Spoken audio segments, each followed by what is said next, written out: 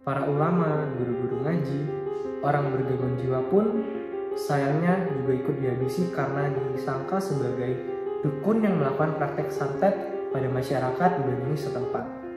Rumah korban ditandai dengan tanda X berwarna merah. Pada malam hari, para ninja tersebut melakukan aksinya. Listrik rumah target tiba-tiba padam, dan saat menyala lagi, isinya sudah pada meninggal.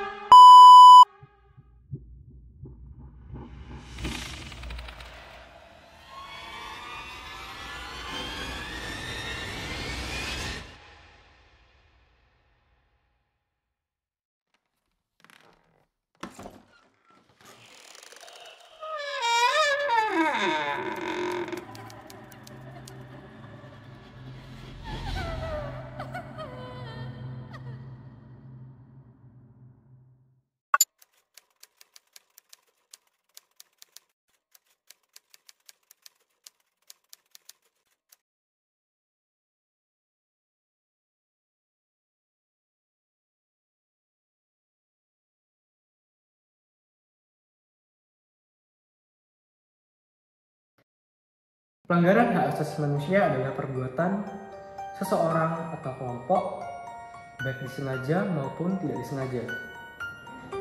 Pelanggaran hak asasi manusia yang berat merupakan kejahatan luar biasa yang mengakibatkan kerugian yang bersifat sulit untuk dikembalikan terhadap keadaan semulanya.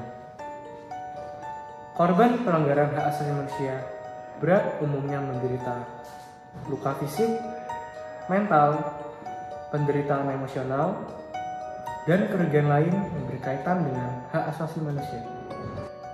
Intoleransi dan kurangnya kesadaran mengenai hak asasi manusia menjadi salah satu faktor penyebab terjadinya pelanggaran hak asasi manusia atau juga deviasi atau penyimpangan dalam Pancasila yang paling umum sering terjadi, terutama di Indonesia pada tahun 1998, tepatnya pada masa reformasi.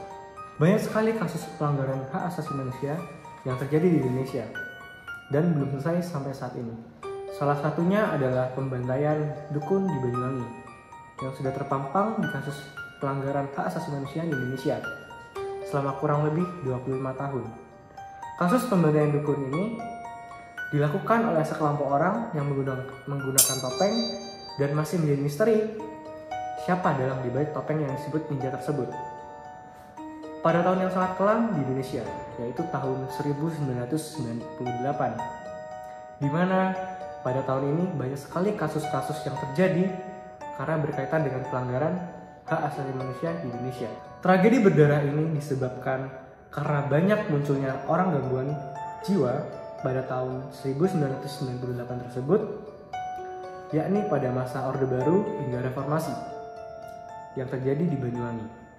Saksi mata mengatakan mereka melihat ada kelompok orang berpakaian serba hitam dengan penutup mata dan bergaya seperti ninja.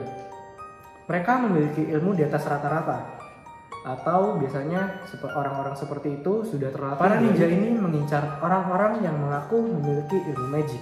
Awalnya korban-korban yang dibantai oleh para ninja ini adalah orang-orang yang memiliki praktek ilmu hitam atau orang-orang yang bisa menggunakan ilmu santet dari dukun.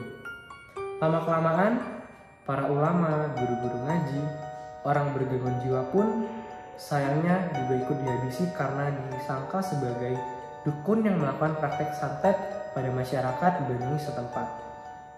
Merebaknya desas-desus ini kemudian menjadi ketakutan, kecemasan, trauma yang mendalam bagi keluarga korban, hingga menyebabkan kekacauan di kota Banyuwangi dan sekitarnya.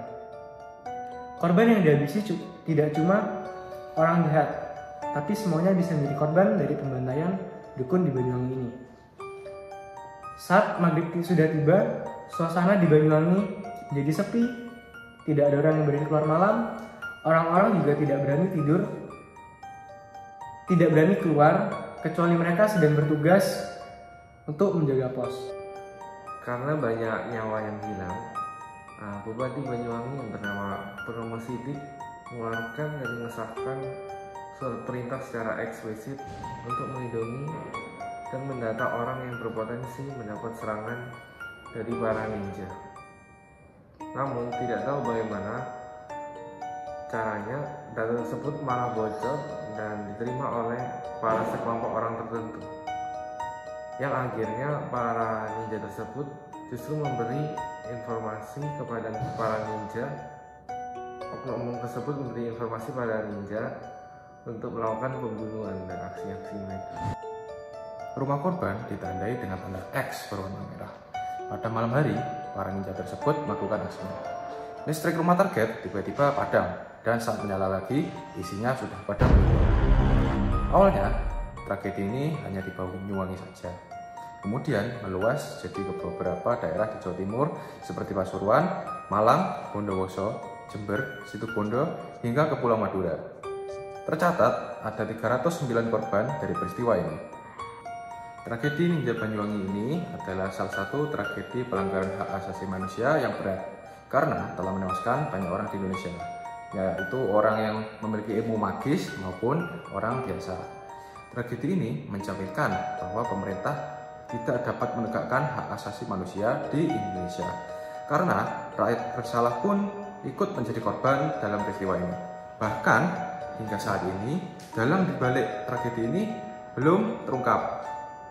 Jadi, menurut kami, pemerintah itu harus mengumpulkan bukti-bukti yang ada dan melacak pelaku atau dalang dari kasus ini hingga ke akarnya.